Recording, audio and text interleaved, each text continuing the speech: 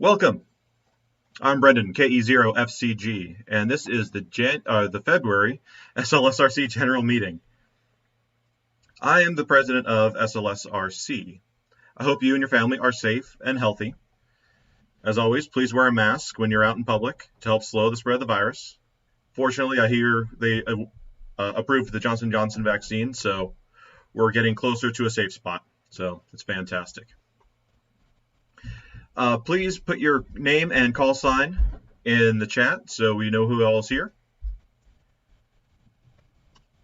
Normally, we go around and have everyone introduce themselves one by one, but not really an option right now. Do we have any new techs or upgrades in the past month?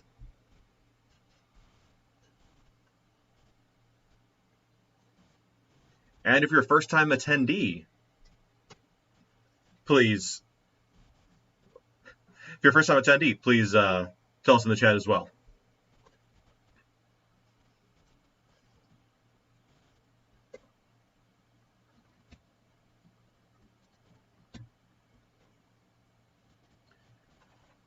All right, feel free to chat and everything in the chat. You will need a Google account in order to comment.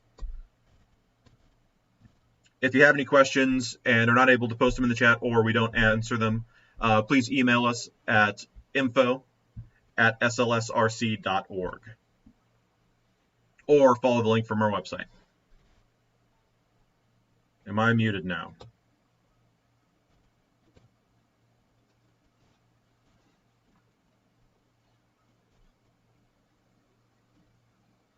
Are we good or are we quiet? Oh, looks like we have a comment from the chat.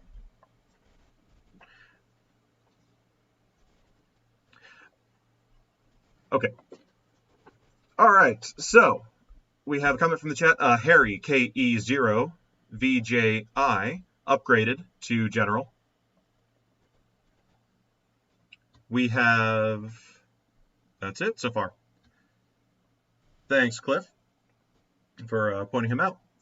All right.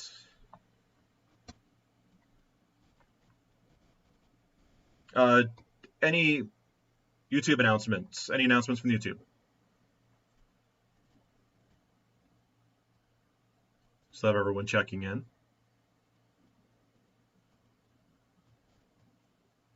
Thanks for being here, Mark, Larry, Brenda, William, everyone else. All right, so if you haven't yet, please join our email mailing list. If you're not a member of the club and haven't signed up yet, please do. It's available on our website. If you need updates other than just our mailing list, please come to our social media on Facebook, Twitter, or this YouTube channel. Does anyone in the chat have any announcements? Any other announcements?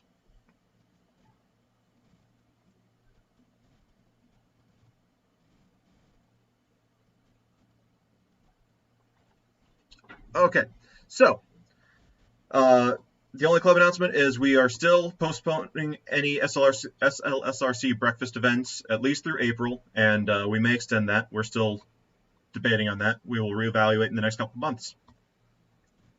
All right, and I also have an announcement from Tom. All right, Tom, let me get your slide up. And away you go.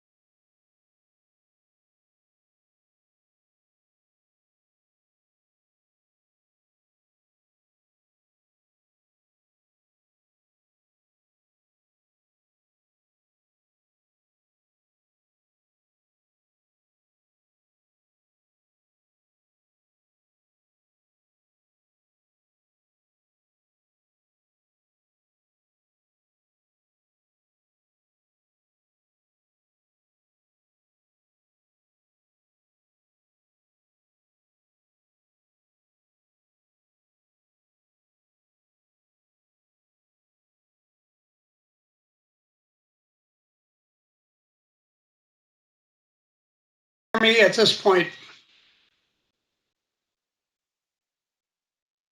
Okay, can everybody hear me? Thumbs up if it was working. Anybody hear me? Okay, we got a thumbs up. That's good. Again, I'm Tom Doherty. I'm active with AMSAT, the satellite group, as well as a member of the SLSRC. But I'm active in Boy Scouts as a Radio Merit Badge counselor, and I sit on the STEM committee for scouting. The Greater St. Louis Area Council is rated #1 in STEM activities for scouts throughout the country. They have approved and hopefully will have built by the beginning of summer camp 2 of these STEM pavilions. In the interior of the STEM pavilion, Tom Kroedinger, who's the program director, has requested that we have amateur radio. The intent is to stimulate interest in getting licenses for younger people, as well as to get scouts interested in taking Radio Merit Badge. Roland Kramer, Rick Toland, and myself are all Radio Merit Badgers and often work together with 22 to 24 scouts at a time. We're looking for donations for equipping these 2 STEM locations. Anyone that donates from their personal equipment will get a donation letter for fair market value of any equipment that is donated from the Boy Scouts, so they can use that for tax purposes. Specifically, we're looking for 2 100-watt transceivers, 3 to 50 megahertz, capable of CW, as a sideband, AM, with a USB or RS-232 CAT connection in working order. 100-foot of RG8X coax, 12-volt power supply, 23 amp to go with it. External speakers, need a pair. A dipole antenna, something that'll go at least from 80 through 80 through 10 meters. 160 would be better if available. We have plenty of room to spread out. Also, 2 ground rods, 2 8-foot copper ground rods, and appropriate cables. We've already had a donation of a CW key. It's an MFJ paddle, which has been donated by Rick, but we're looking for other donations. If you have an interest, please alert SLSRC to alert me, or my email is N0 or November 0 Tango Julia Delta at AMSAT. That's Alpha Mike Sierra Alpha Tango.org. Thank you for the time on the program, and we look forward to creating more members for SLSRC through scouting. All right, thank you very much, Tom. Sorry for that little audio glitch at the beginning. I made the mistake of plugging in my headphones right before we started. All right, up next, committee updates. Starting out with our engineering committee and Kyle. Kyle here, AA0Z. Hope everyone is staying safe. Engineering committee update that I have is we've been doing some work on the 9.1 repeater. There has been some noise on that repeater, but I think with the cold weather, I think there's some joints up there that have been screeching back and forth. So if you hear some noise on the 9.1, we are addressing it, and hopefully it will be gone soon. We're also doing some upgrades to the 9.1 here in the next probably month or 2. That is the backup Skywarn repeater. So we need to get that up and running before spring and before storm season. Other than that, all of the other repeaters are working as normal.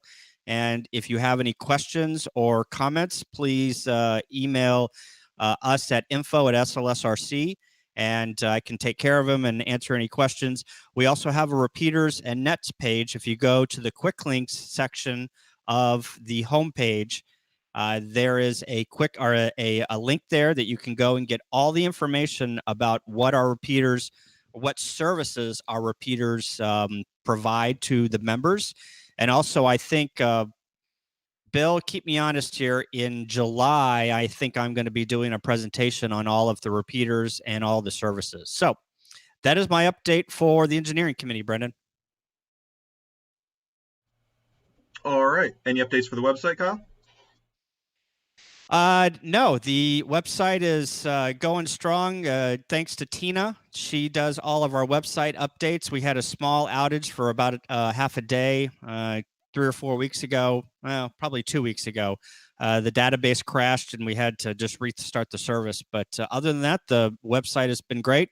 And if you haven't gone over to the Winterfest website and clicked on the YouTube page, we still have all of the presentations there, and you can donate if you get anything out of the presentations.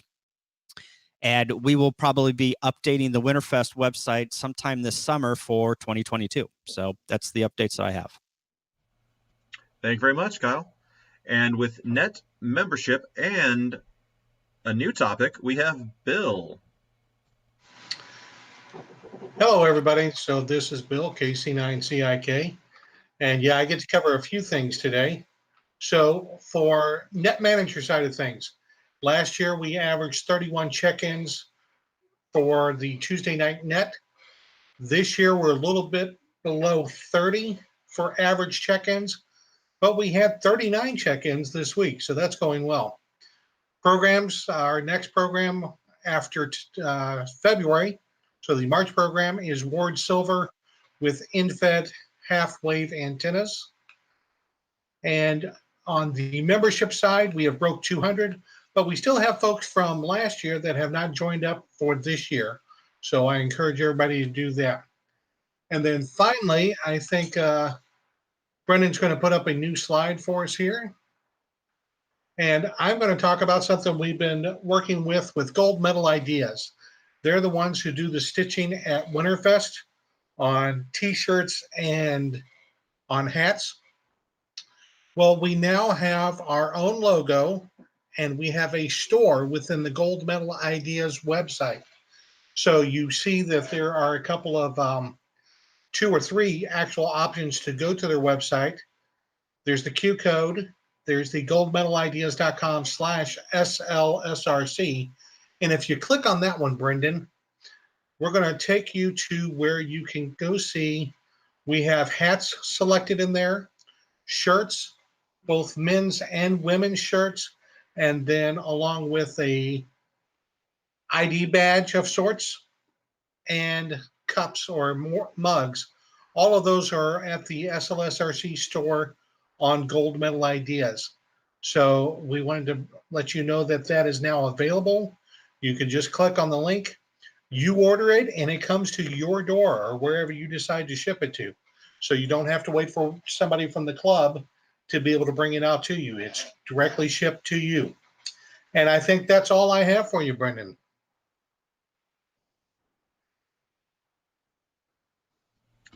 All right. Thanks a lot, Bill. And up next, education, we have Cliff. What do you have for us, Cliff? Am I on yet? Yes. Yeah.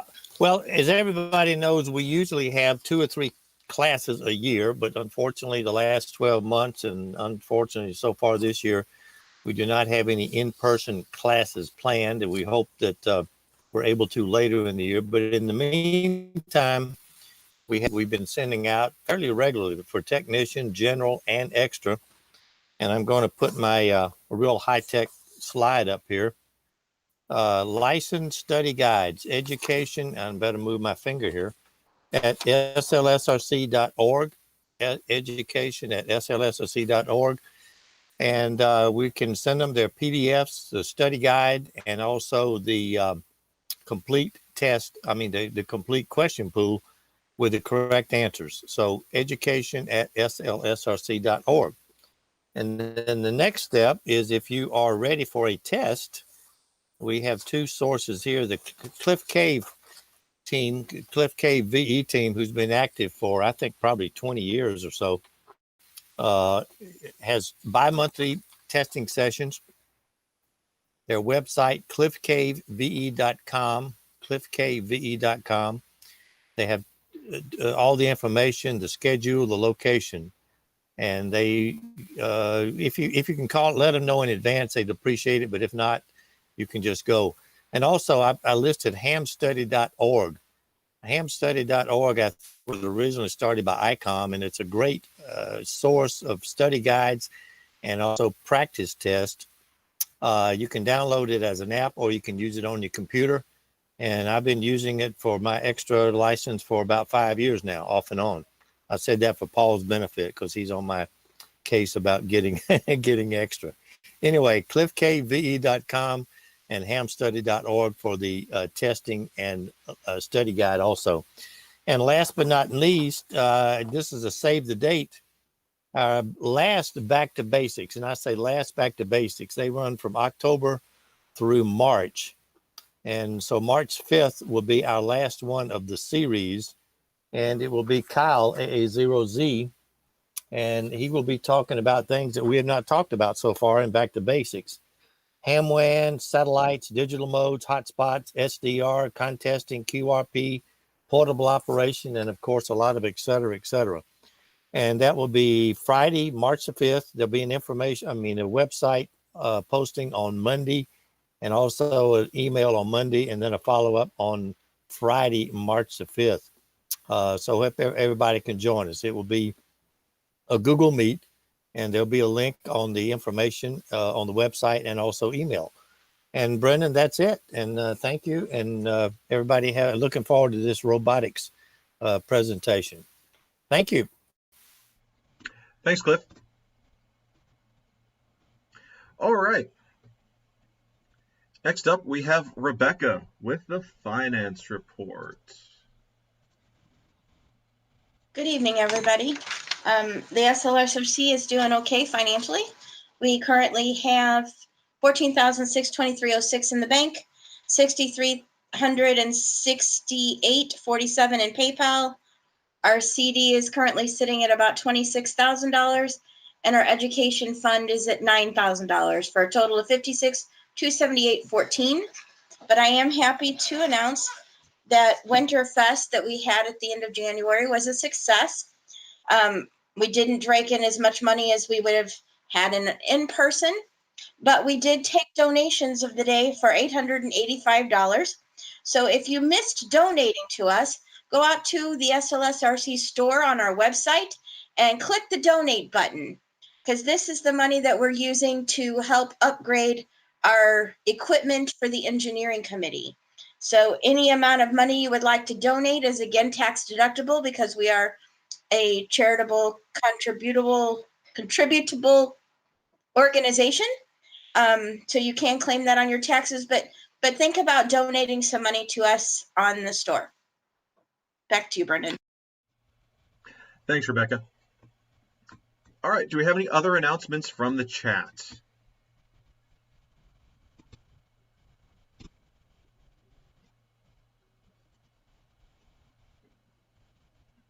Any other announcements? Oh, yeah, don't forget to hit the subscribe and the thumbs up button. We are trying to get more subs to the channel. It unlocks some of the perks for us. So subscribe, like, have all your friends subscribe and like, whatever it takes. All right, next up, we have our presentation this evening. First Tech Challenge students learn to think like engineers. Teams design, build, and code robots to compete in an alliance format against other teams. Robots are built from reusable platforms powered by Android technology and can be coded using a variety of Java-based programming. All right, guys, take it away.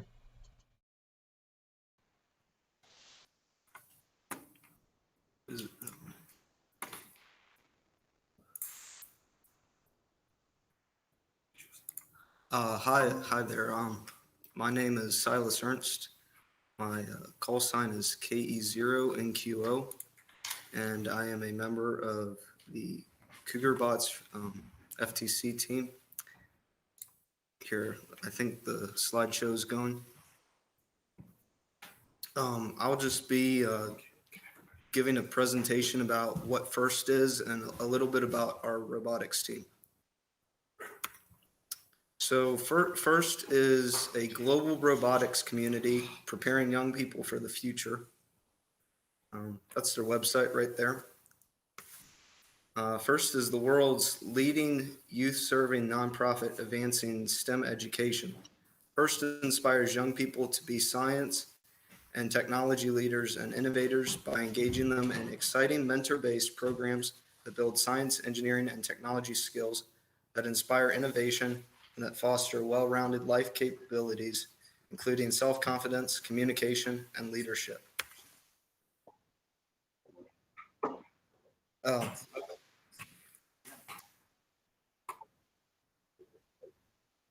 Okay.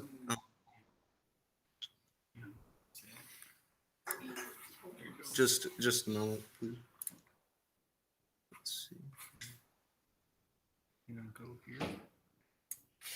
No. If I go to your presentation. Just do it from here, close that. Okay. It's fine.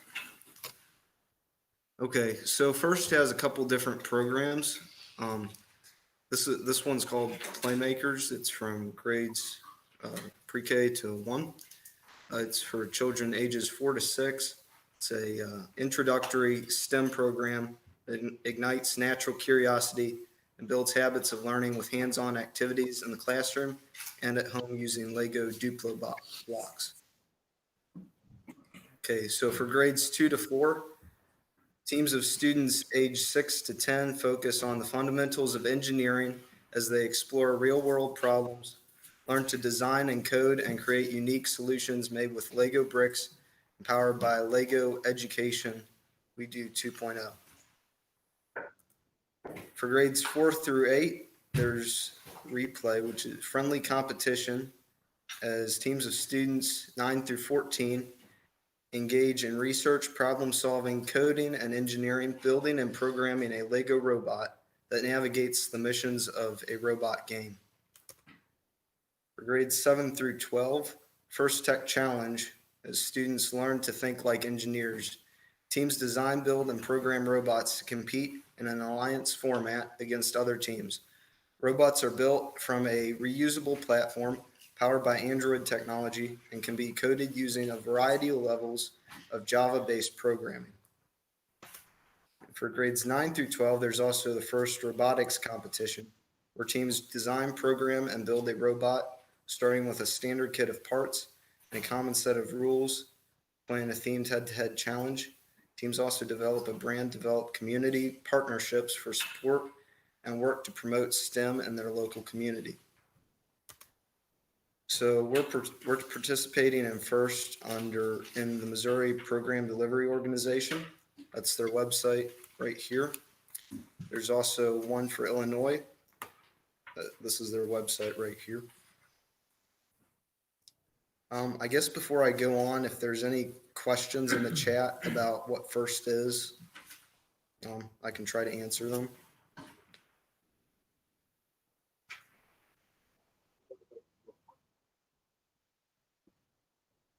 Okay.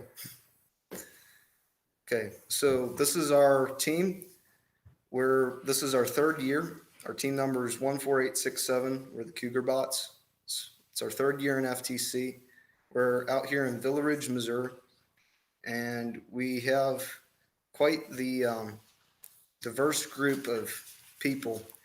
So our interests range from sports, books, video games, and I am into amateur radio. We have 7th, 8th, and 9th grade students from Cross Point Christian School on our team. And there is a picture of our team right here, along with our robot, which I will be talking about a little bit. So right now, I'll kind of explain what this year's game is. Each year, we have to design a robot to complete specific tasks. For the game this year, Ultimate Goal, our robot can score points by launching rings into a large target, moving a wobble goal around, and by hitting special targets called power shots. There's two parts of an FTC match, autonomous and driver controlled. During the 30-second autonomous period, the robot can only move based on pre-programmed commands. During the driver control period, the robot is controlled by a team member for 2 minutes. So here's a little bit about what we do during the a competition.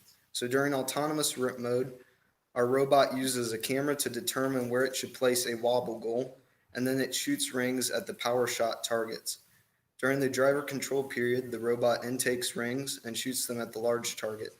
In the last 30 seconds of the driver control period, the robot places 2 wobble goals outside of the playing field and shoots rings at the power shot targets. And here's a, okay. 6, I think. We've had people leave the team, so I'm not sure. I think it's 6. 6. Anything else? Okay. Okay, cool. So there's a picture of our robot shooting some rings. This was actually, this was the first time we were able to get the rings to hit the target. So from across the field. So here's some design highlights, because we have to start fresh every year. The only thing we start with is this drivetrain. It's a Mecanum drivetrain. It allows you to, depending on which way you spin the wheels, you can move from side to side, along with going forwards and backwards, and you can also move diagonally. So this, the first thing we decided we needed to do with our robot was be able to pick up rings, because we have to launch them at a target and got to get them into the robot somehow. So we decided to use some kind of a rubber wheel that's very flexible. So when they rotate, the ring will slide into the robot. So we mounted some wheels on the front of the robot. It's kind of prototyping. And then this is cardboard aided design. We needed a ramp for the rings to feed up into the robot. So there's one of the team members designing a ramp. And as we went along, we also drew everything up as a 3D model. And we used a lot of 3D printed parts. So there's 3D printer going at printing a custom part that we designed.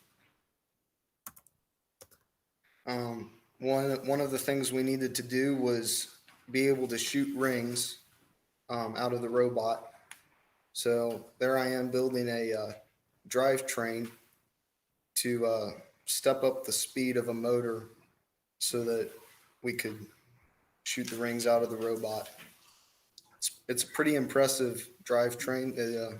It spins really fast, and it's kind of scary if you're standing right next to it.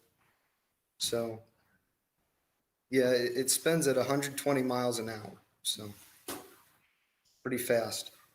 So along with building a complete robot, we have to program it from scratch as well. So we are using a blocks-based programming interface. We were going to use Java this year, but that really didn't happen. So there's a picture of one of the programmers getting some servo motors to work. And he also has the gear train with the launcher he was getting that running. So there's the robot about halfway completed. It's like you can see our intake system is mostly done. And we have a compartment to raise the rings up so that they can be launched out. We also have an arm to pick up a wobble goal. And there's the robot as it is now. it has lights on it, which is really cool. And it's, actually, when it's shooting rings, the lights turn red, which it's kind of lets the driver know that he's shooting rings. Lets everyone else know that the driver is shooting rings too. And there's a picture of just some practice shooting rings and matches. We're doing all our matches remote right now. So we finished with the regular season. Right now we're sitting in third place in our division. And I think in a couple weeks we'll be participating in a qualifier to see if we can advance to the state competition. So I think that is the end of my presentation. If there's any more questions, I'd be glad to answer them.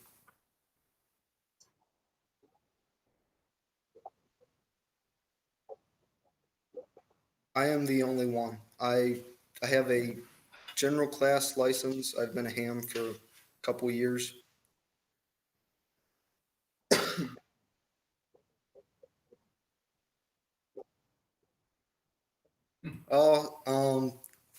I guess, I don't know. I haven't really pushed them to. I guess, if any of you want to become amateur radio operators, just let me know.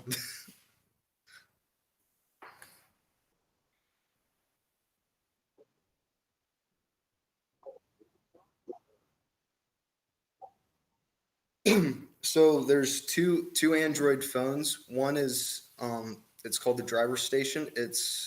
Has a gamepad controller connected to it, and it communicates via Wi-Fi direct with the robot, which has another Android phone built in to it.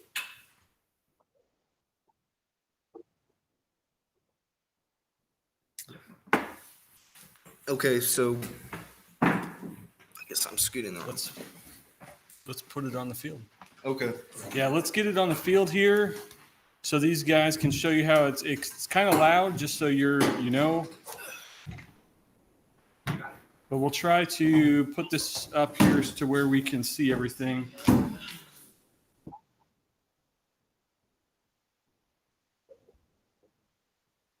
Autodesk Inventor.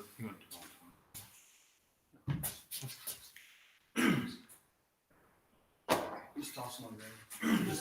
No, just let it So my name is Jason Sisk. I'm the head coach for the team, and we're just going to throw some rings out here just so you can see the robot moving around, picking stuff up.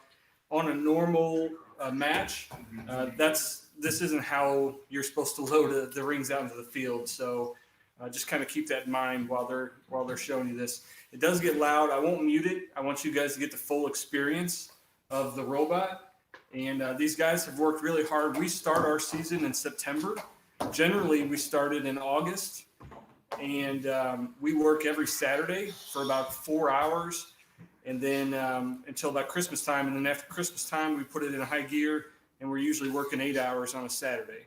So these kids are dedicated. They really enjoy working on the robotic stuff. They enjoy making prototypes. They enjoy the challenge that this brings each year. So we'll have our main driver kind of drive around and shoot at the goal here. You might be able to see the goal. I might have to go back. Hang on.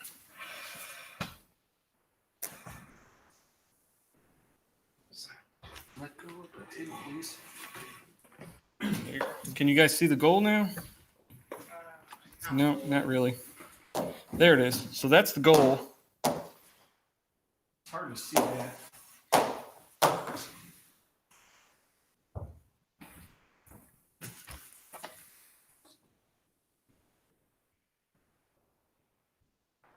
Okay.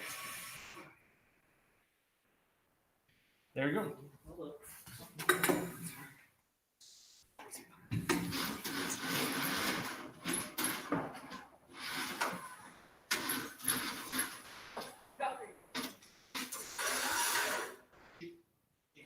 Got a jam. Yeah, sometimes it jams up if you don't get it loaded all the way in. All right, we good? All right, here we go.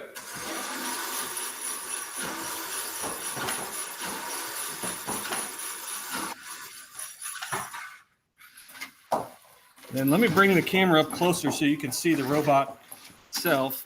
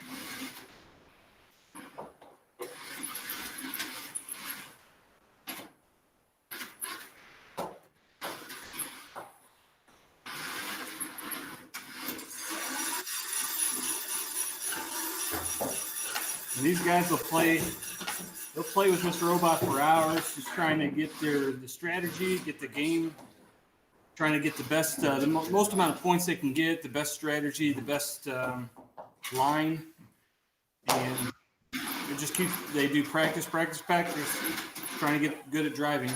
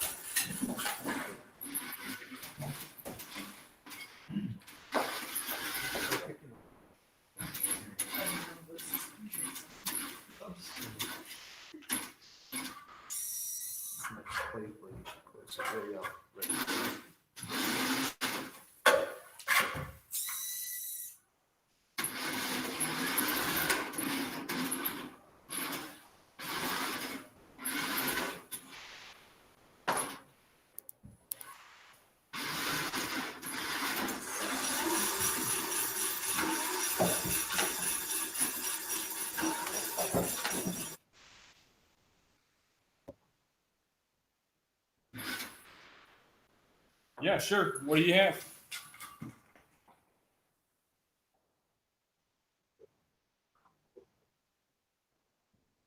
We do it all on Saturdays and some days after.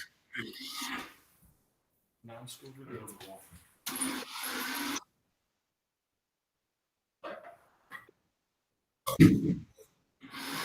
I do not. Yes, yeah, there is. So there is another school. They did not do it this year. They were involved last year, and I think, Roger, you remember the name of that school in Pacific? Isn't it like Emmanuel? I can't remember, but there was another school in Pacific. They had done it for several years, and I'm not sure why they stopped this year.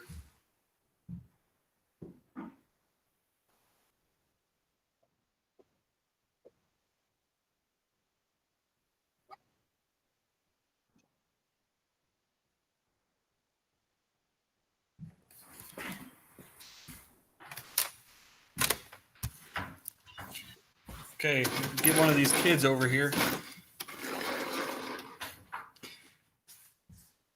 Somebody, what do you guys describe? All right, all right. Hi, my name's Trent. I'll be describing these wheels for you.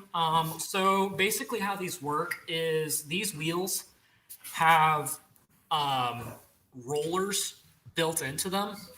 And so basically that allows them to, of course, you can always go forward, back, and then turn. But then it also allows them to move side to side.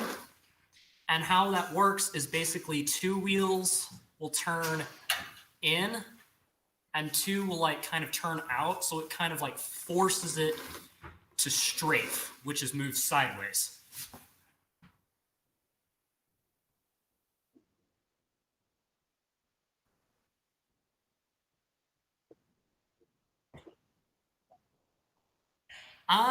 Well, the battery can last pretty long, but usually we want to switch the battery out after every match, just that so that way we can have maximum power. So batteries right here. Any other questions?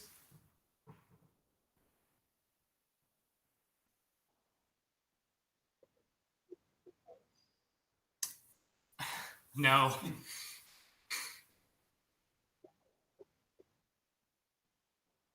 Yep, that's it. The batteries are nickel metal hydrate. As far as the voltage, 12 volts.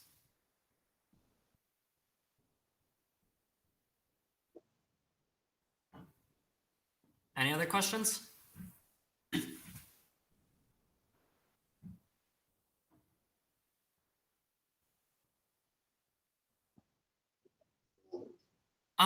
So we've got these things. There's this company called Rev Robotics, and they sell these things called expansion and control hubs. I'll show those to you guys right here. So right here is a control hub, and that basically acts as like a receiver, basically, and it also acts as like the core central processor. And they can run about, and this can run about 4 motors and a few servos, but we have more than 4 motors on here. So in order to run more motors, we have, how am I going to show? Let's right about here this is our expansion hub. And this basically, if you want to use more stuff, you basically add this and you can use more stuff on it. Right. How do you raise money to fund your robots and all this work you're doing on them?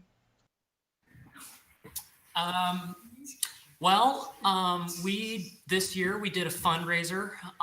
We sold pizzas from this place called TJ's, and that's one of the ways we raised money. We also got some sponsors from, let's see. Here you go. Those are our sponsors right here. They may not be able to read them. Yeah. Can you guys read that? Not really. Go ahead and read them off to us. Okay, so we've got Actobotics, TJ's, which is what we did the fundraiser from. Bayer, Go Builda, that's where we get our parts from. We got a donation from United Bank of Union. And Arconics, we got a sponsor or a grant from them last year.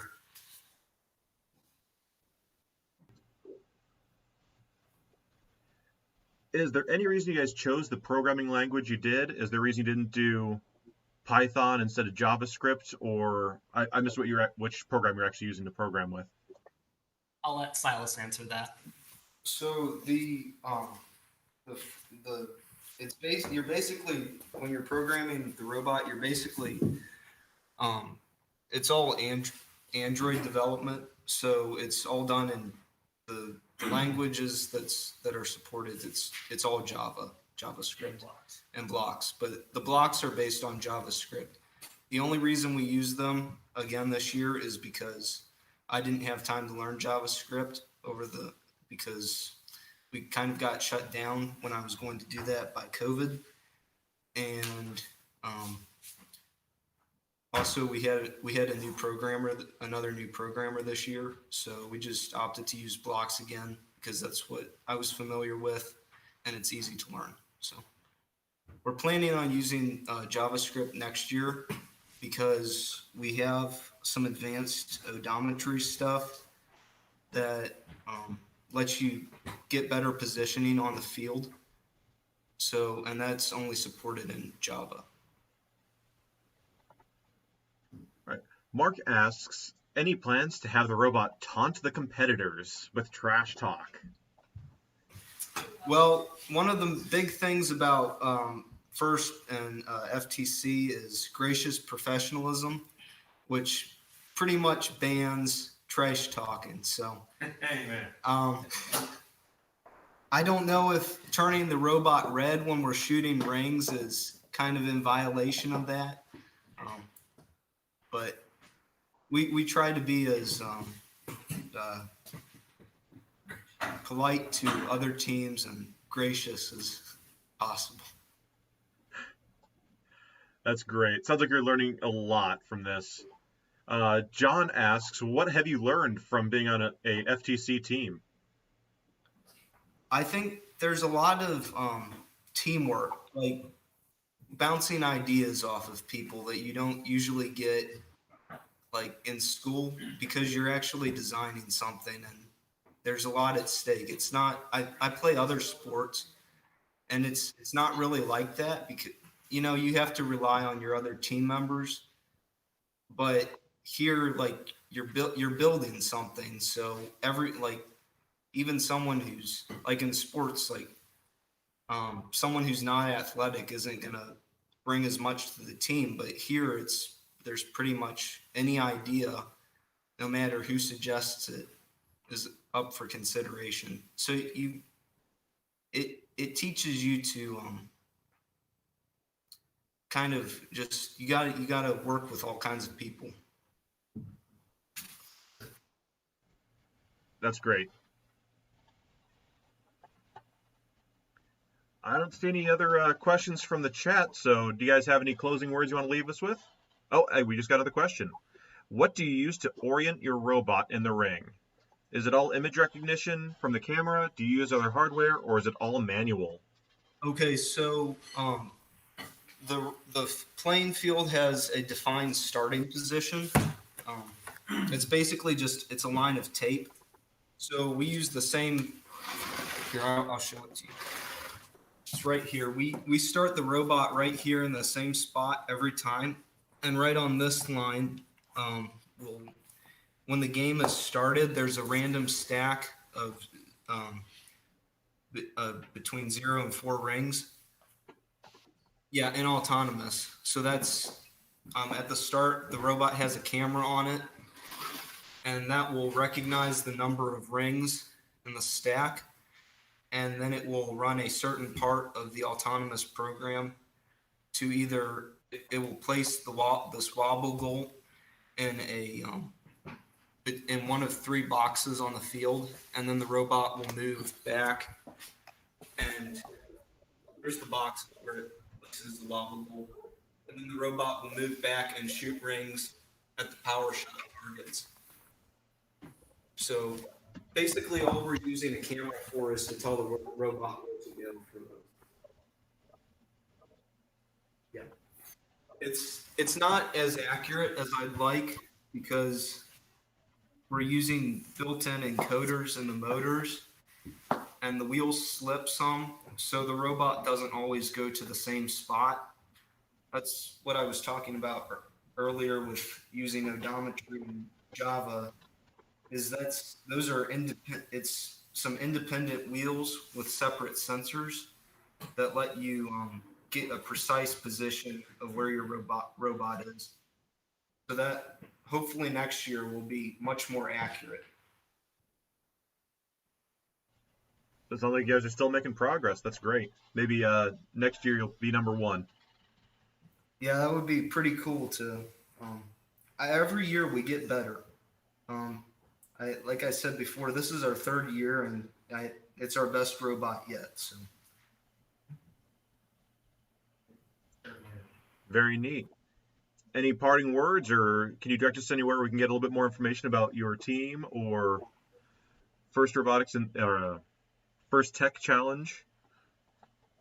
I think there was a website about the First Tech Challenge website, but in the PowerPoint presentation, I don't remember it off the top of my head. But I'd like to thank you all and the club for letting us present our robot to you and talk about First. Yeah, thanks for joining us for a meeting.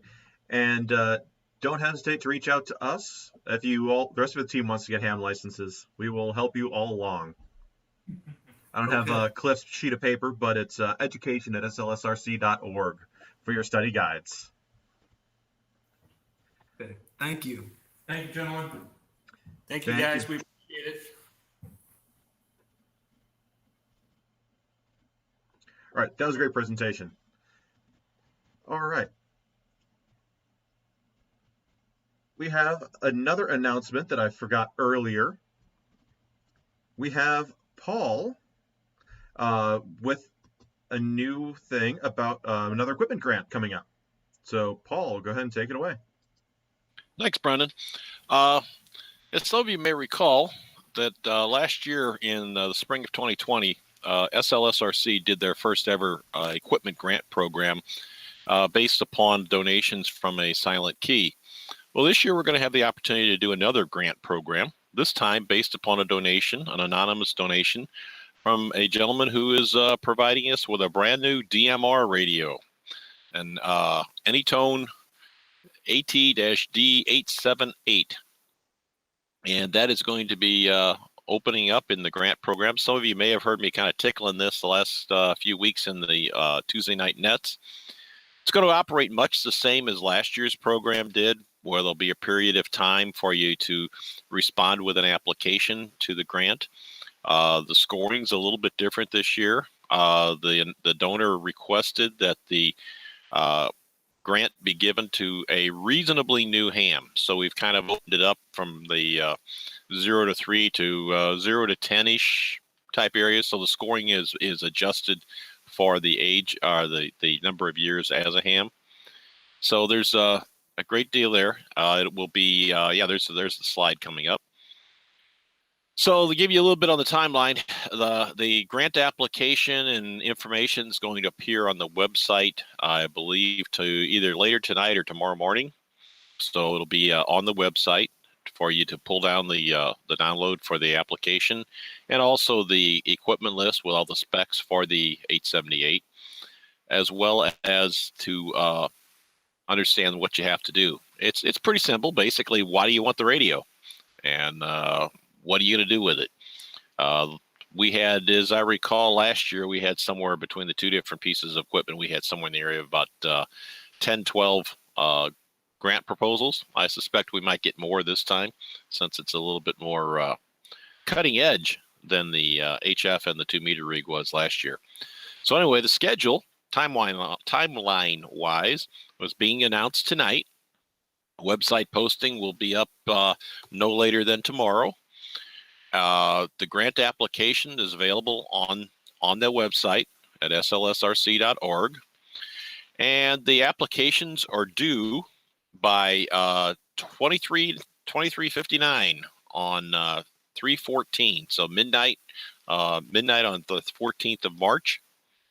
And then what'll happen after you submit those applications is we'll sanitize them, or I will sanitize them, so that the board members and the review committee do not know who actually wrote each one of the applications. They'll be serialized. Only I will know who is the call sign associated with that serial number. And they will be evaluated.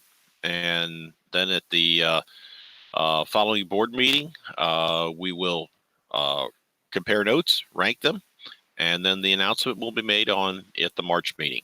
So that's pretty well the process. It worked really well last year. I know the folks that got the radios have been very happy with them and been very active in them at the same time. So if there's, I don't see, let's see. Did I have a 2020 in there somewhere?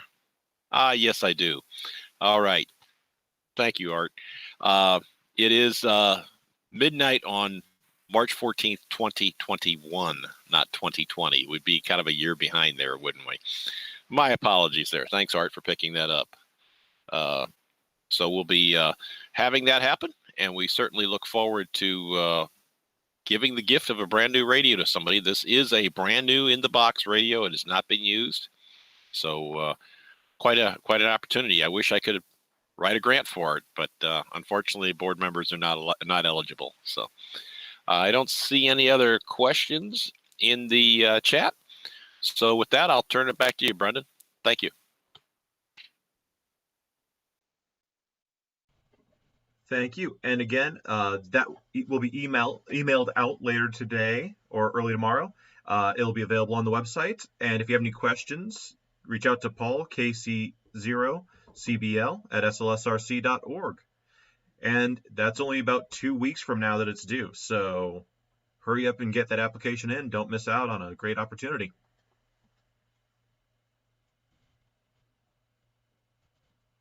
Oh, sorry, Paul, didn't mean to leave you up there.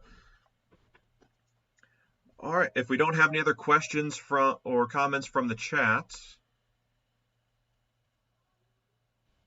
then we will ask for a motion to adjourn.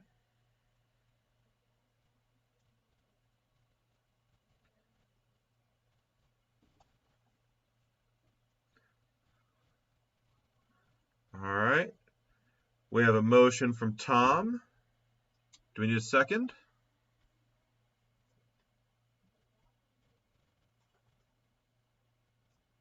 And it carries. All right, check the notes or the comments in the video after, or the notes in the video after the event. I will have all the links for the website, Tom's email, and everything else we need. Thank you very much and have a great evening.